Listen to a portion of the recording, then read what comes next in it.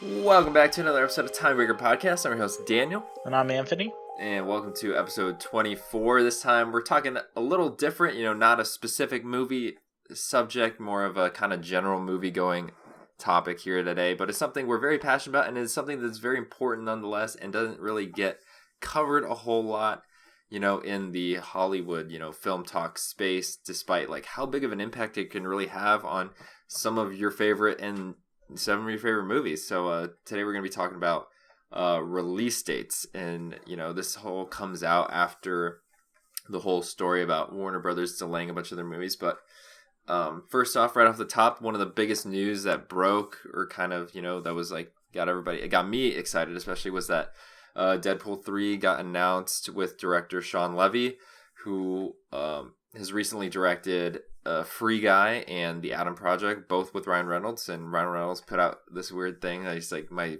Sean Levy trilogy is about to be complete, and he had like all three of his characters. But he's also directed Real Steel, and an underrated gem that it's kind of old, but I adore it. And so I'm excited. They seem to have a good rapport, him and Ryan Reynolds, and I'm excited to see what they crank out for this. Yeah, it is interesting though, because 3 movies in and 3 different directors. I mean, it's kind of ironic that this franchise, this Deadpool trilogy, literally has not had like one director go through each of these installments. Each one gets a new one. Right, yeah, that is interesting. And I mean, it'll be interesting to see, once we have like the trilogy, like how it like kind of stacks up, like if there's like a general through line of consistency through it, or if it's kind of like each of it kind of stands on its own. Like for me personally, love the first one. Second one's a good watch, but I think we just like kind of like we overkilled it that one year when it came out. Like I just saw it too much, and like I didn't even bought it. Like I haven't seen it since. Yeah, I never saw the super duper extended cut because, yeah, like we watched it when it first came out. We graduated from high school, watched it again, and then Yeah, and then we watched we once upon won. a Yep, Deadpool. that disappointment of a. Yeah, Ugh. kind of ruined it for me. It had one funny part, and like that's the worst thing about it is like because when it was just Deadpool talking to the guy in the bed, they'd censor words out, but in the actual movie they like just completely cut scenes in order to get that PG-13 rating, and I didn't like it. Right, yeah. It wasn't the whole like PG-13 Deadpool we thought we would get, like how they would play like around it. It was more just like, no, they just cut the movie. But anyways, Deadpool 3 is coming out, new director. He's got a pretty good track record, so I'm excited to see what they do with that. Yeah, but moving on to our main subject, which is just release dates as an overall, let's kind of talk about, a good release date that we're kind of seeing taking place right now, with the Batman releasing just, about a week and a half ago now. A lot of people never would have thought a Batman movie coming out in March, but, maybe that's the point is, these movies are seeing success in areas where they may have never thought they would have seen it. And currently we're looking at 463 million total on the Batman, which it's not, you're not getting your Nolan $1 billion hits, but considering this was borderline a risk to make, Warner Brothers is seeing a good return, and this is now, I believe it is now officially past Kong, or Godzilla versus Kong, and is now their most profitable movie in over 2 years. So, I mean, it's an impressive take for Warner Brothers. Right, yeah, and if you're that studio, you got to look at like everything you've done recently and look at your cards, and you got to like, put everything forward with that franchise to moving forward, cuz like that is giving you your most success. And like you said, it wasn't gamble, so like it's not for everybody, so it's not a huge popcorn blockbuster that would appeal to everybody, like a summer movie. Not as much as like a Dark Knight Rises, but considering like how different it is, it kind of warrants this kind of nuanced release date, and it's still a Batman movie, so it still has a lot of weight to it, and it's still delivered because it's a great movie. And so I think that's why like they saw a lot of success with it, and they claimed it pretty early, and other studios, whether it's good or not, you're kind of afraid of just Batman in general. I mean, because look at Joker, $1 billion film right there, so it comes with some weight, so you don't really want to go up against that, which allowed it to like have this kind of nice window where it's at right now. Yeah, and kind of going on that, Nolan actually never found his key release date. So look at Batman Begins. It was a June release date. When you think of Nolan nowadays, he has this very consistent mid-July release date that he's had, I believe, since Inception. Like Inception, or it was The Prestige. One of the two, though. You know what? I believe it's The Prestige because Inception's after The Dark Knight. No, actually, The Prestige is October. So Nolan wasn't consistent with release dates until The Dark Knight, and I think him and Warner Brothers saw the success that The Dark Knight brought in the middle of the summer because at the time July was like not this huge movie going. You know what I mean? Like it wasn't like the weird thing about blockbusters as we see them today, it's a very fairly modern thing. You're looking at over the grand scheme of things, it's like, the last 15 years. Um but yeah, so kind of going into release dates, there are good dates and there are really, really, really bad dates. And I know I'm more aware of this than Daniel is because I'll make a comment like immediately like that's a bad date. Um we had one of the biggest like disasters for a film franchise to happen just a couple of years ago. It was the summer of 2016. This was a Brutal. really, really, really tough one. I don't know if anyone, because this movie didn't make a lot, and I feel like it's actually gotten a little bit of a following since its release. But Star Trek Beyond was released summer 2016, and boy, oh boy, was that an absolute disaster. It was a super high budget, sequel, and it just had really poor marketing. I feel like a lot of people didn't even realize it was coming out in July because the previous two installments come out in May, and post release, Paramount talked about the fact that they'd considered a September release to coincide with an anniversary and had foregone doing it in order to have a summertime release. And it kind of goes into the question of, what makes the summer such an appealing, release area.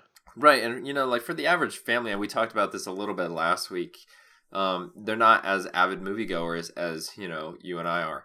They're going like a couple times in the summer because kids are out of school. You can see those movies, or they're maybe going like choosing one movie a month or even a quarter, and then you get your Christmas hits, and that's pretty much it. So the summertime, all the kids are on break, and so it just allows you to have more options and more time to spare, and so that's why all these huge movies that appeal to that younger audience come out in that time. And Star Trek, it's not really like that. It's a bit of a more mature film. Star Trek is a really old franchise, and the characters kind of more mature, a little older. It's all adults. There's no like kid characters, no kid themes really. It's just a bunch of like people like in this.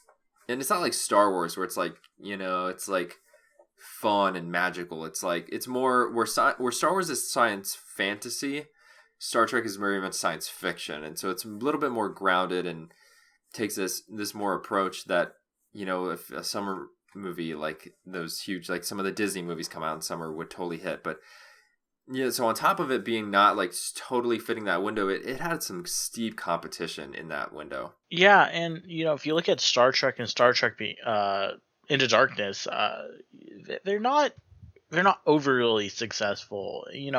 They're not making 700, 800 million. Like they're making a decent amount, but they're not making like, these absurd numbers. And so, and the fact that Star Trek 2009 and Star Trek Into Darkness made roughly, I believe, around the same amount of money. It kind of goes to show that, the franchise had kind of, hit what its peak was going to be, 400 or 500 million. And then Star Trek Beyond came out and pretty much went nope, and it made even less than that, which, for a movie that's, making, good money but not great money, it's not good to then see a drop like that. And I know that for Paramount it was a big disappointment for them. Well, it wouldn't be that much of an issue if these movies weren't so expensive. The first Star Trek movie came out, J.J. Abrams really modernized the franchise, and then that's exactly what they did. They doubled down. They Star Wars did. It's these movies cost $250 million movies, and they're not pulling the Star Wars numbers. They're not pulling $1 billion, not pulling 800 million. So it's not enough of a return for you to keep warranting that, that high of a budget. And on top of that, for Beyond, I love these movies. I love all three of them. I think they're amazing. But for a majority of the Star Trek community, and a decent amount of moviegoers, the Into Darkness left kind of a sour taste in their mouth, or they weren't the biggest fans of Into Darkness, which, kind of had limited anticipation for Beyond going forward. So that wasn't helping it too, on top of the stack release date, on top of the high budget. So it really just had a lot of stuff going against it, despite it being a good movie. Yeah, I think one of its major flaws it had coming for it, outside of its release date, I feel it was just a poor release date to choose to begin with. It was in the middle of the summer. You had two movies back to back coming out after it, where pretty much if it didn't do like ridiculously well in its first week, and this is just the big thing about summer. You saw in 2015, Jurassic World beat Avengers and took the record for the biggest domestic opening weekend, to then in December of the same year have Star Wars absolutely just swamp it. And during the summer you'll see your biggest openings, because typically you have the most amount of people out of school, more availability, and so it's more likely you're going to see these big giant openings. And so, but that can also come to bite you during the summer, is that if you don't open big during the summer, it is very, very unlikely you're going to, be able to leg out. I mean, look at a standard Marvel movie. They open really big, but their multiplier is only about probably on average, it averages at 3 times what their opening weekend is, which it's not that that's a bad number, but pretty much you need to open big to be able to make, big amounts of money. Right, versus, kind of like a December movie, like we have a lot of movies that come out in December, but then they purposefully leave January pretty barren for the rest of those December movies to kind of leg out throughout the winter. And, some other release date schedules like that. Look at Black Panther, absolute marathon runner right there. Yeah, and the key to these movies, the ones where you see that have these insane multipliers, it really just depends on what the release schedule leading up after it entails, on top of the rewatchability, the need to see this in the theater. There's a lot of variables that play into it, but definitely something that will hurt it is if, let's say Black Panther releases, you have this other big movie in March. It's not that Black Panther is going to die at the box office or anything, but you're going to see a steep drop if the other movie, pulls from that same target audience. And so when we talk about the disaster of 2016, it's that I feel like the audiences for the movies that were releasing in a 3-week span from July 22nd to August 5th, it's not that they were all identical, but they were in, I feel, a very similar boat, and they all kind of stole each other's audiences. So the second movie up, because we talked a lot about Star Trek Beyond, is Jason Bourne, which released the following week. Now, Jason Bourne, it performed decently well. It performed to the level that the franchise was expecting. And I feel like when you perform to that level, studios are happy, everyone's happy. Obviously everyone wants to make more money, but if you perform on the level that, everyone's expecting, there's nothing to really truly be disappointed about. And so, but for Star Trek to make under, obviously big disappointment, especially when the budget for Jason Bourne versus the budget for Star Trek Beyond, you're talking probably $100 million difference between the two. And then, ending that 3-week, you had Suicide Squad. Regardless of how good the movie was, it's not. But regardless of how good it was, it made insane amount of money. It ended up making over $700 million here domestically, or sorry, $700 million worldwide. It made over $300 million here, and that's a lot. It pulled a lot of audiences to that movie, regardless of how good it was. People had it set out that they were going to see this movie, regardless. I mean, heck, me and Daniel once saw it, regardless of the fact that we saw the reviews come out. We both were like, "Yikes!" And we went and sat through it, and we walked out and went, "Yup, that was as bad as they were saying." Yeah, it was not good. It was not good, and like we talked about, like you said, target audience. That's a huge thing. So, like you said, it's not impossible for a bunch of movies to release on the same day or around each other, at the same time. You can release against a Marvel movie if you're a horror movie, if you're a really young kids movie, if you're a chick flick, because completely different people are trying to see those two movies. So you have a piece of the pie there, but you don't see 3 chick flicks coming out on the same day unless it's like Valentine's Day or something. Or you don't see like Halloween and Alien and all these other and Scream all coming out on the same day, because that's everybody who you're trying to see, and so everybody would be fighting for that. And so if you moved it to a time away from one of those other movies, there's no competition, so you get more of that pie. That's what we're trying to say here. Yeah, and the weird thing, so like this is a really weird thing about movies, but okay, so if you look at March, you have the Batman. You're not going to see another superhero movie typically for at least a month, and that is like the go-to for non-peak seasons. But during the summer, you can see Captain America Civil War come out in early 2016 May, and you can have X-Men coming out at the end of May. Well, the summer really truly does accelerate things to a point where your first 3 to 4 weeks during the summer are your most vital, is where you make 75% or more of your money. But during off season, so during your months of March, during your months of April, the Batman can pretty much be riding through March. It might have a pretty steep drop when Morbius drops, but then it will continue to go and still make money probably up until Doctor Strange comes out. But its money is a little more spread out, and that's just the way that off seasons, non-summer, non-December kind of work. Right, and I mean even like just talking about legs, like I think I glanced at the box office weekend report for this last weekend, and Spider-Man was still like in top 5. I don't think it was 3, because BTS had a movie that came out and it magically got to number 3. But it was still top 5 with like $7 million, and that's like, this movie came out in December, and so like that's how long this thing is sticking around, and that's how long you can run if you're a December movie potentially and you're that big of a hit. Yeah, Star Wars: The Force Awakens did the same thing back in 2015. I mean, everyone was kind of like, Spider-Man's going to get into the 720s, 740s, probably is going to die there. Then everyone's like, okay, maybe it's going to pass Avatar. Now we're talking about it potentially crossing 800 million.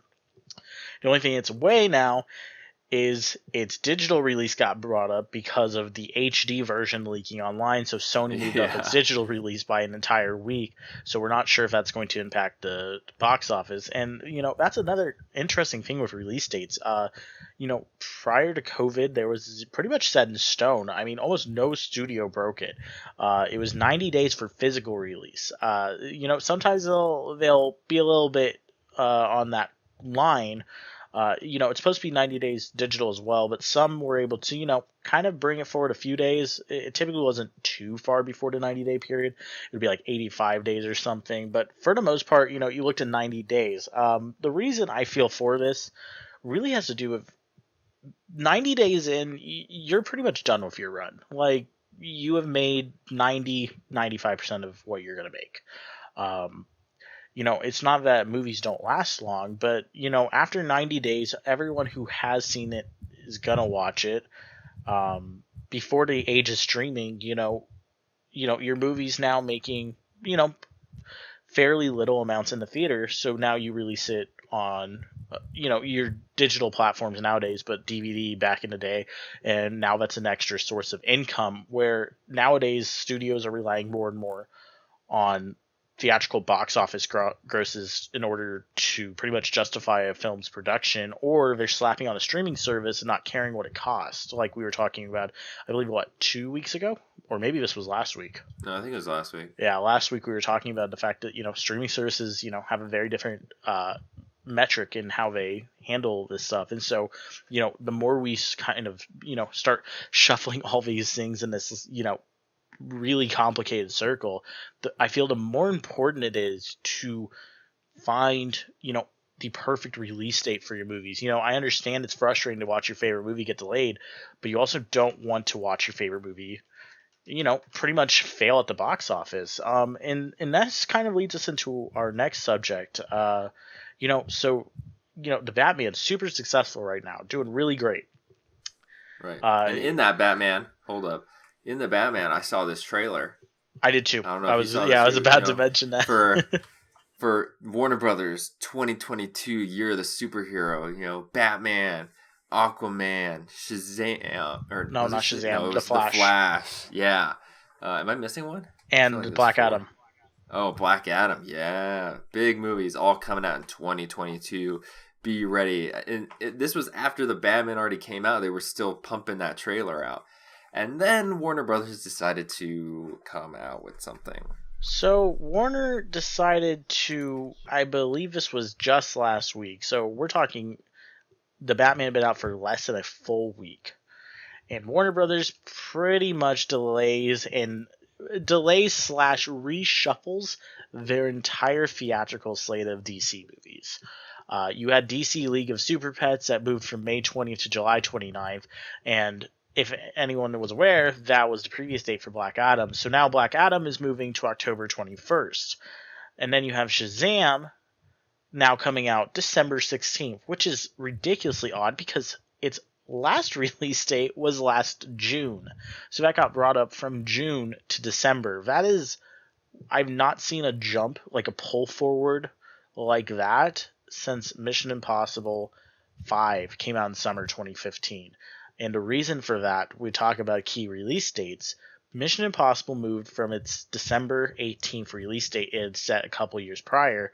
It moved it forward to July because it did not want to compete with Star Wars. They publicly stated they had no desire to go up against it. And so they moved it to the end of the summer. And honestly, that was probably the best move for that movie. Oh, yeah. And Mission Impossible is a killer summer franchise now. And, it's very rare, for us to see movies getting brought up. It's a lot of the time it's just them pushing it back, especially these super blockbuster VFX heavy films. Even in Spider-Man, you can see a lot of the CGI is not finished. And on the Blu-ray release, they refined a lot of it. And so they're constantly doing that on these big blockbusters. So even for like a superhero movie like Shazam, big budget movie to be brought up so much, it's kind of interesting. Yeah, I mean, we're looking at a 6-month broad forward release date. And, we'll talk about the second half. We'll just continue going on. So Shazam gets moved.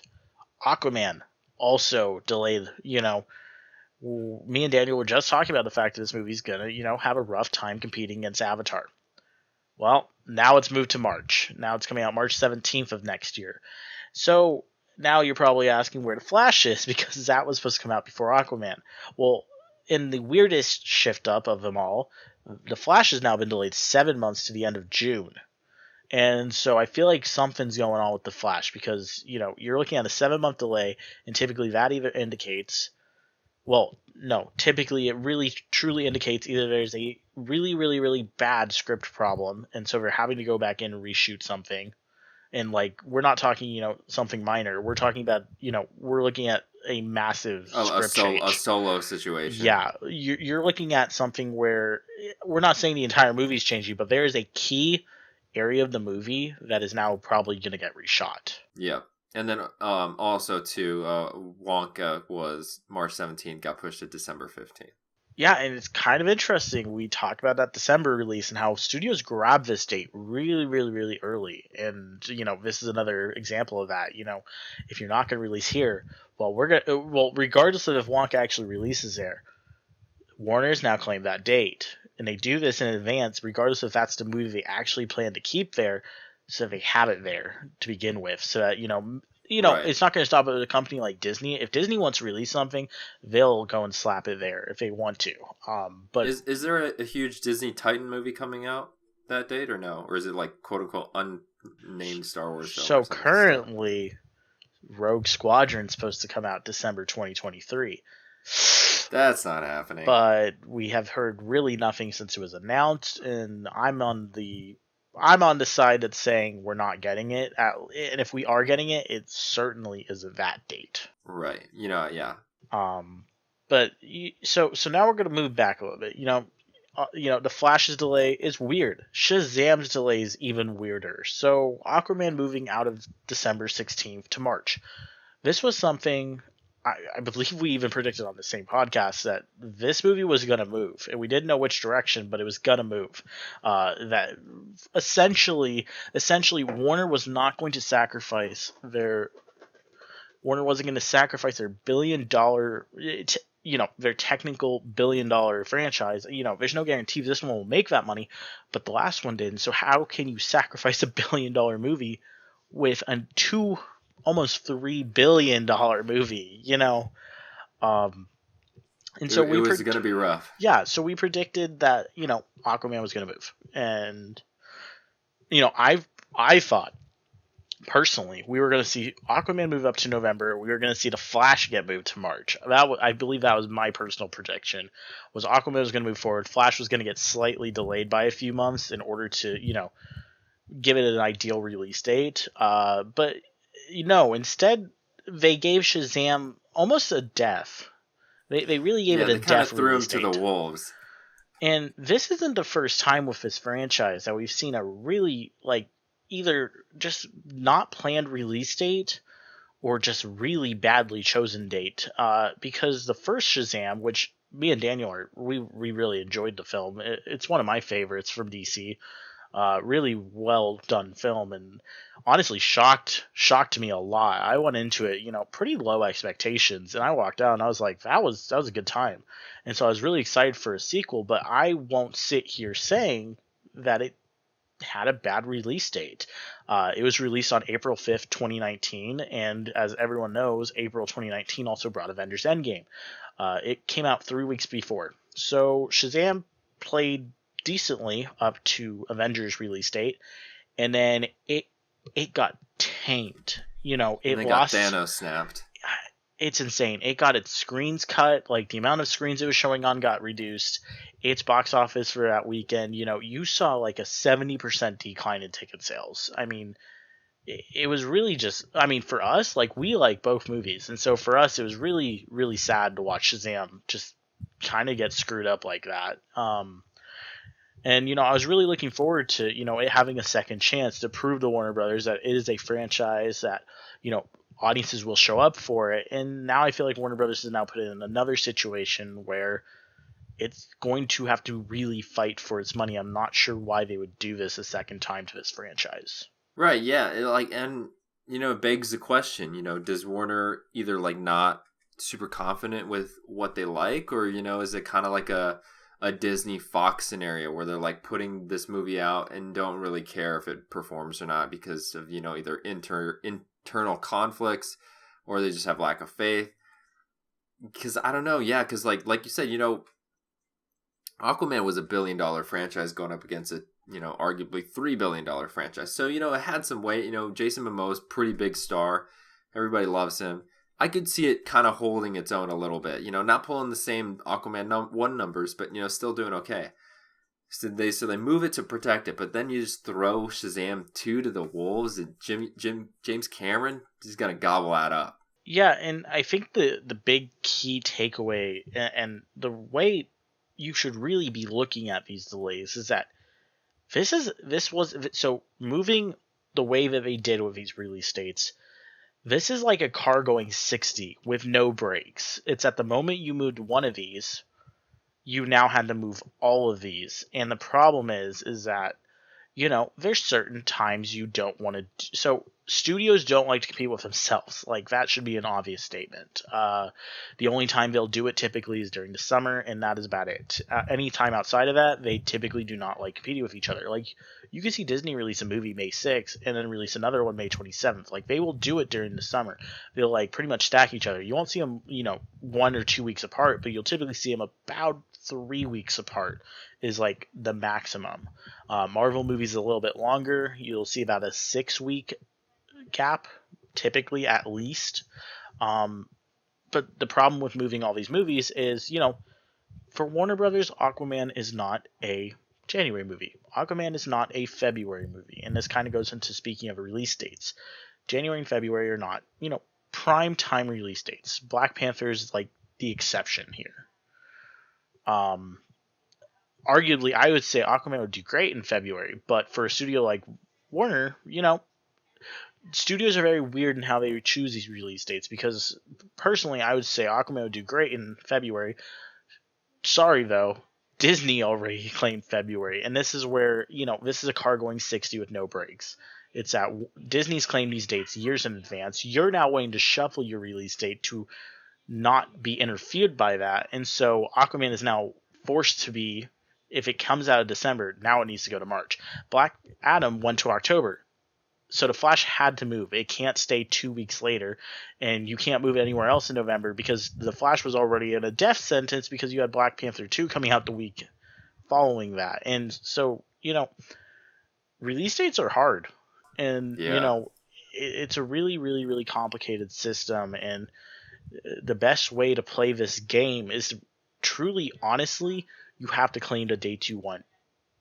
Like now, you claim them years in advance, regardless if you're going to actually use those dates or not.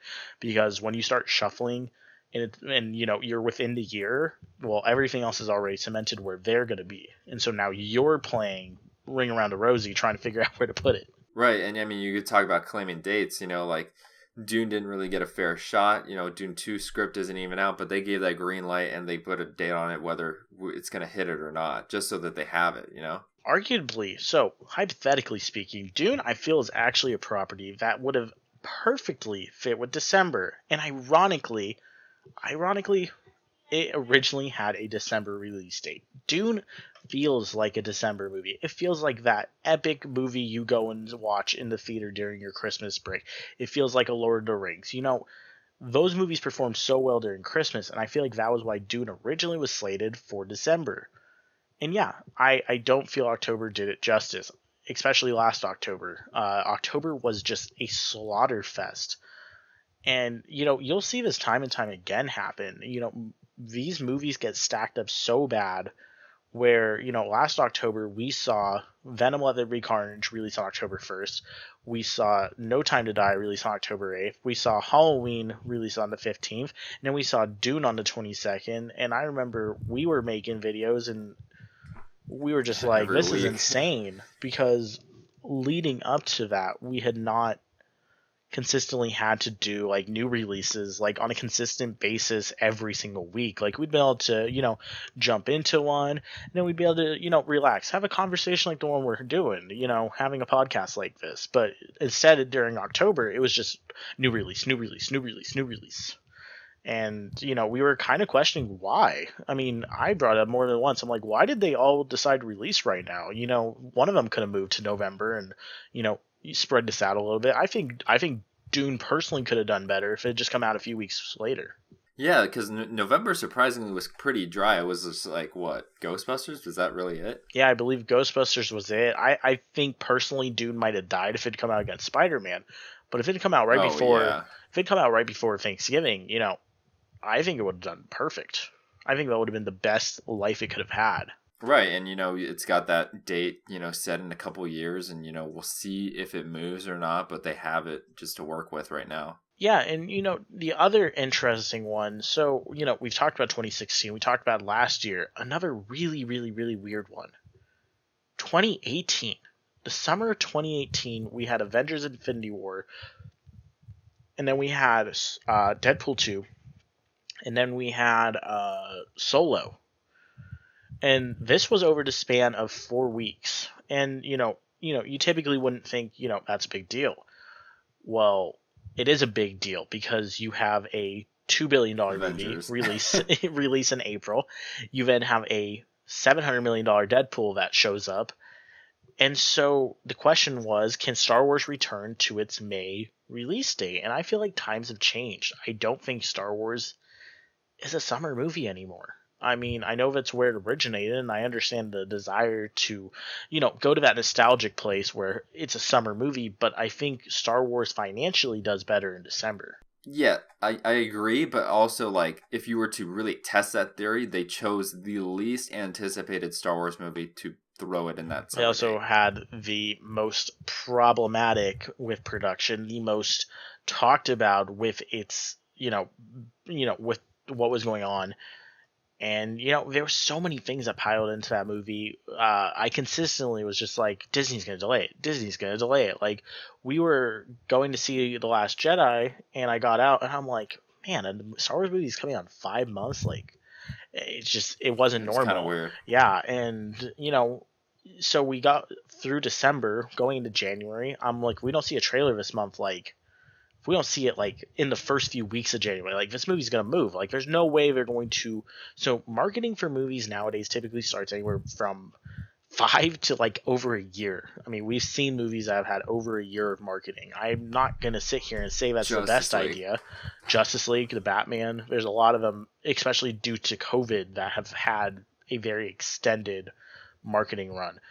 But Maverick Solo, trailer. yeah, literally. But Solo was, almost a first of its kind. There was a lot of things that, people were actually going to be excited if Star Wars, so Solo, just like, a movie in general, regardless of if you think it's a big budget movie or not, it was. It's a big movie. It's a big summer blockbuster. If a summer blockbuster could start its marketing in February and come out in May, it was going to mean a lot if you could have that little time of marketing and still make a lot of money. And sadly, just Solo performed terribly. I mean, it's really disappointing. I think it's better than a lot of people say it is. It's not my favorite. It is definitely probably the weakest. It's one of the weakest Disney's put out, and I understand if there was no fan desire for it. And I think that was honestly one of the things that really, really, really killed it. Yeah, and what also like goes against Solo too, like maybe the numbers that it made wouldn't be so bad if you're comparing it to the original budget, but the fact that they had to go in and basically shoot the movie again, just pumps that budget up to an astronomical number, which makes it, really hard. It has to be like one of those like Deadpool pushing almost another $1 billion film to really kind of see profit, and it just wasn't that movie. Yeah, that budget had ballooned out to, I believe, almost $300 million. It was a really, really expensive movie. And, I'm glad Disney is very happy with the movie they made, but, there becomes a point where at what cost? If it's going to make $1 billion, $300 million budget's pretty much arbitrary. But the expectation that it's going to make that type of money, I feel, is kind of a problem nowadays. Batman vs Superman is a disappointment for not making $1 billion, and there's this over reliance on that $1 billion number. There's a lot of movies that aren't as successful as $1 billion, but studios are happy because they kept the budget in line. I mean, look at John Wick. $40 million budget. Just gonna say that. Yeah, 40. Or the first one, the original, I believe it was a $20 million budget and it made like 80 million worldwide. And Lionsgate was more than pleased with that. They greenlit a sequel pretty much immediately. If you keep the budget in line, you can really release anywhere on the calendar as long as people will show up for it. Right, one of the best examples of that, I mean, although I haven't seen it, is the Purge movies. Yeah, surprisingly, those movies have stayed a summer movie, and they make stupid... I mean, I won't sit here and say I'm not a part of the problem. I have seen each and every one of them in the summer. But yeah, I mean, they're kind of the exception to the rule. Most small movies that open during the summer, can do decently well, but they are the exception where... For a long while, I think for the first 4 installments, each one kept making more money each time. Well, yeah, I mean, you just come out with that first one with just a really unique premise that draws everybody in, and it was stupid cheap. So if enough people see it, it's pretty successful, and then and then before you know it, you have a franchise on it, and so it's gonna build like that. Yeah, it's a very rare franchise where pretty much you take a concept, try and execute the concept to the best of your ability on the budget you have. Then take a sequel and expand on it, and money wise it pays off. Yes, the budget is twice as expensive, but you didn't bring in twice the amount of money, but you brought in a respectable increase from the first one to a point where it's regardless, you made way more than your budget the first time. Well, you're still making way more than your budget. And I hate the fact that movies are so reliant on budgets and box office, but really, it's just a game. At the end of the day, it's a business. It is. It truly, truly is. And then as long as you're that cheap movie that's the first to the punch, you can thrive because the first one to do it. Because and then I go to think about, I can't remember the name of the movie for the life of me. It's that movie. I think it's rated R. It's like everybody goes to work in like this office building, and then they get shut down, and they all have to like the kill Belko each other. Experiment. Yes. Yeah. right? And then that was a very sequel, minded movie, right? But just didn't make anything. Yeah, that movie is actually, oh, you know, I remember seeing that movie in theaters. I was super excited to see it. That movie had such a small budget. Like, it would have been so easy to get that sequel. It had a $5 million budget. I just looked it up. $5 million budget made $11 million. Right. Like But I mean, that's it's insane. it's just the purge in a building. It is. Yeah, like that's exactly what it is. But it's the fact that even on $5 million, there are movies that can't make their budget back. I mean, but let me tell you why it failed. You want to know what it went up against, regardless of if they're related or not. This is what was released the same week. We've talked about how some movies can succeed. Sometimes that just doesn't work. If the hype ain't there, nothing's going to help it, but specifically another big movie that comes out can really hurt it. Beauty and the Beast came out the same day. So, yeah, that's not going to help. And those are different target audiences, but sometimes like I brought up earlier, I asked Anthony if there was a Disney Titan movie coming out. That's one of them. It's, regardless of audience, it just too many people are going to go see it where you just really don't want to go up against it. And that's kind of reserved for, Disney animated remakes, Disney live action, if it's like a Marvel or a Star Wars or Avatar. Those are pretty much it. Yeah, your number one. So one of the weirdest things when it comes to those Disney movies is when something unexpected happens. Aladdin is like the definition of what an unexpected looks like. That movie was criticized. That movie was horribly criticized before its release. Everyone was saying they weren't going to see it. That movie ballooned out to $1 billion during the summer. I mean, it's very rare. Yeah, like it doesn't happen a lot. You don't see a movie make a decent amount on its opening weekend, but not a ton, and then leg it out to that type of money, especially during the summer. That's typically December off season. Where you see that type of legginess, but somehow Right. Aladdin was able to pretty much powerhouse through it. And then if you go and look at Lion King, it opened big, so it made big. Yeah. And I got my heavy reservations towards these Disney live actions outside of pretty much Jungle Book.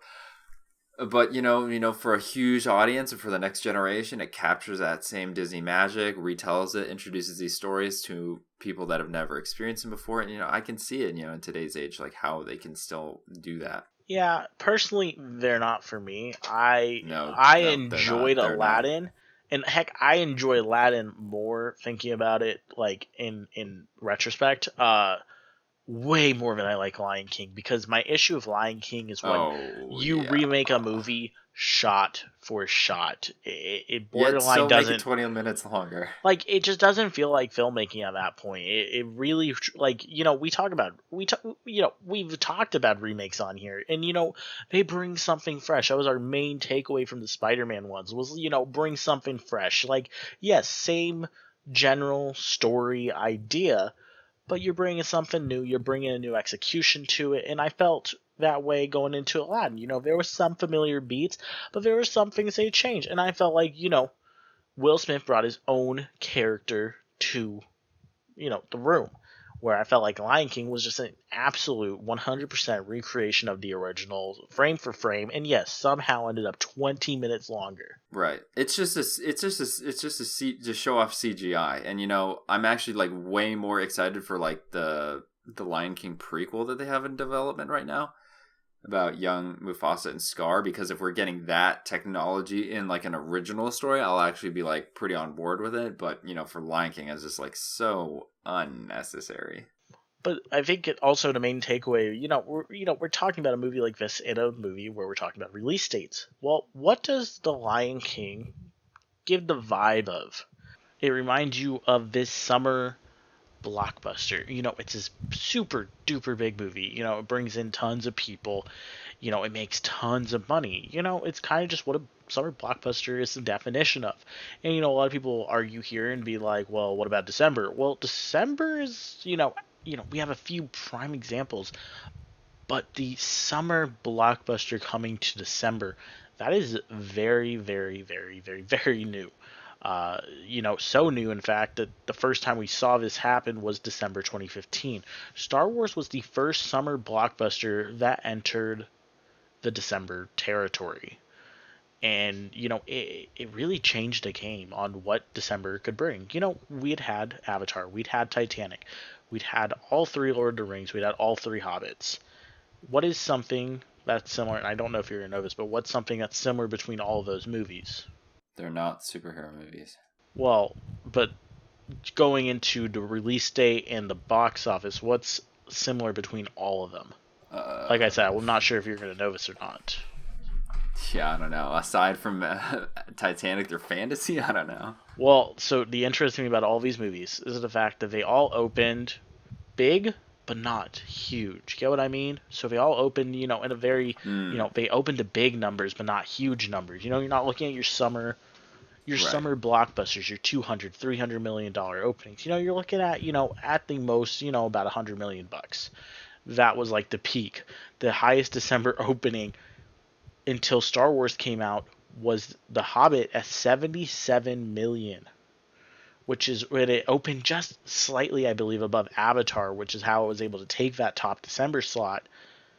But, it goes to show, I mean, something like Avatar opened so small and was able to lay out so hard, where Star Really Wars, hard.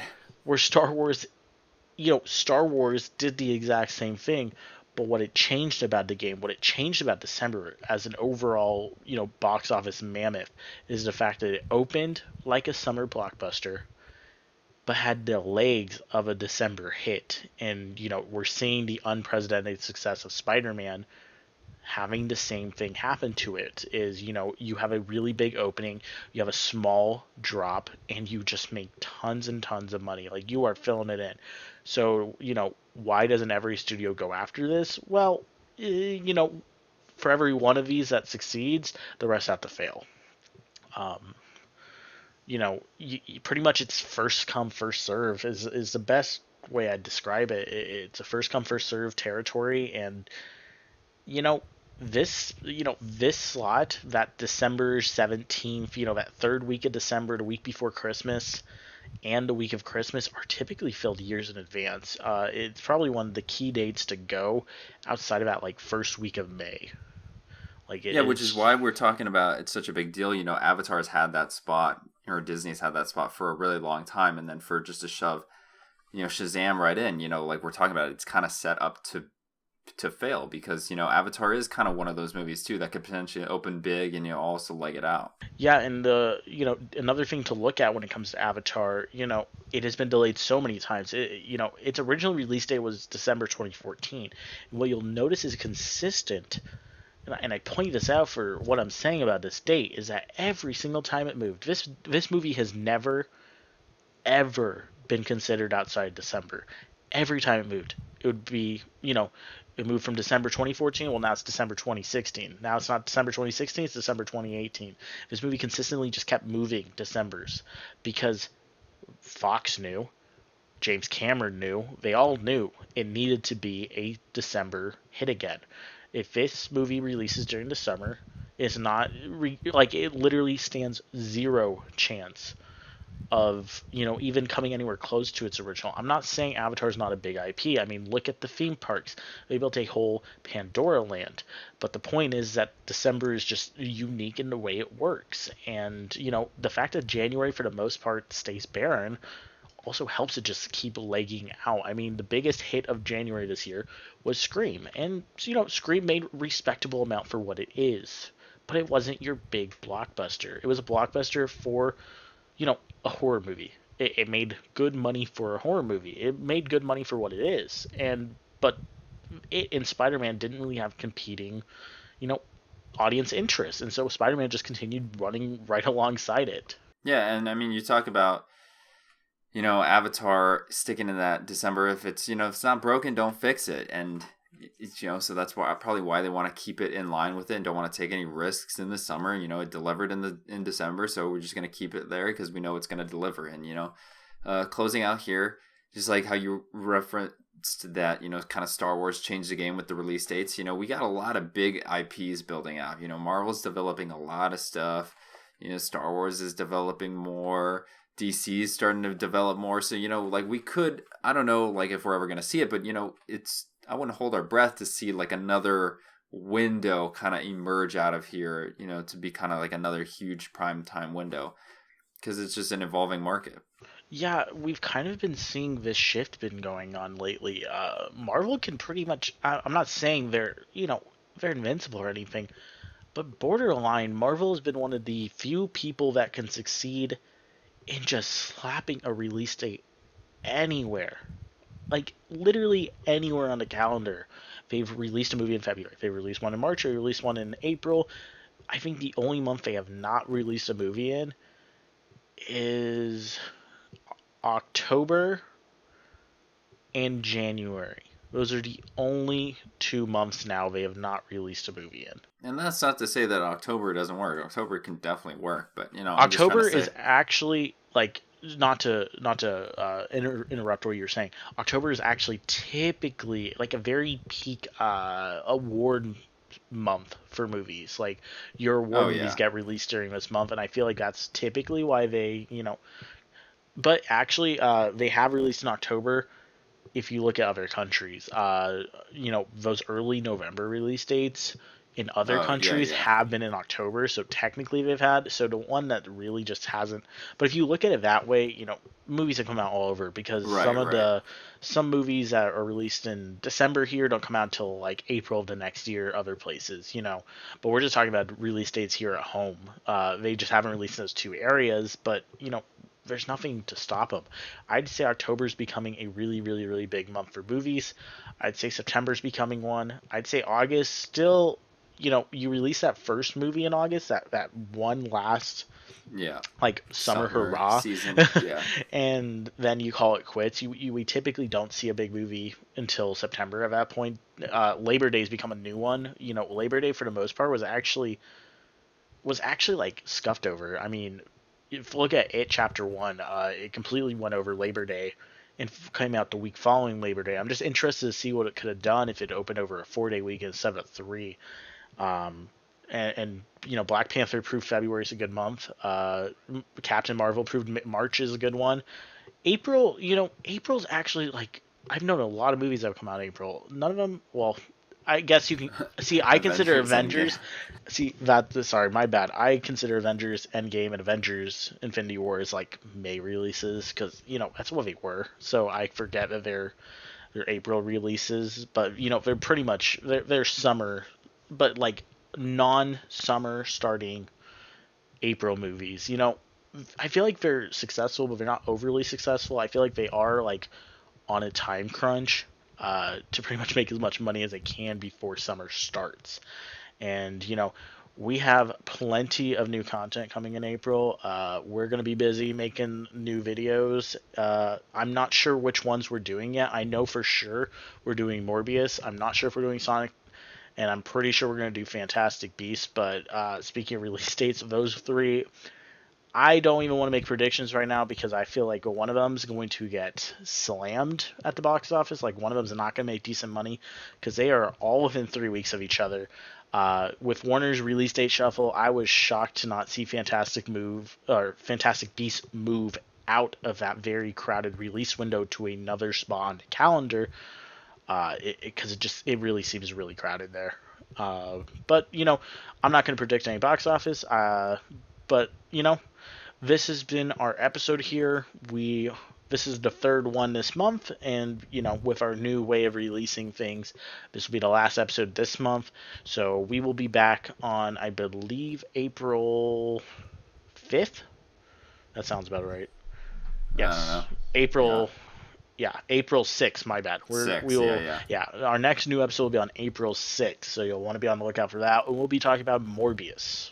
Yes, and even if we don't make an episode for all those movies, we'll definitely be talking about all those movies, like off the top, just because we want to talk about them. But thanks again for joining.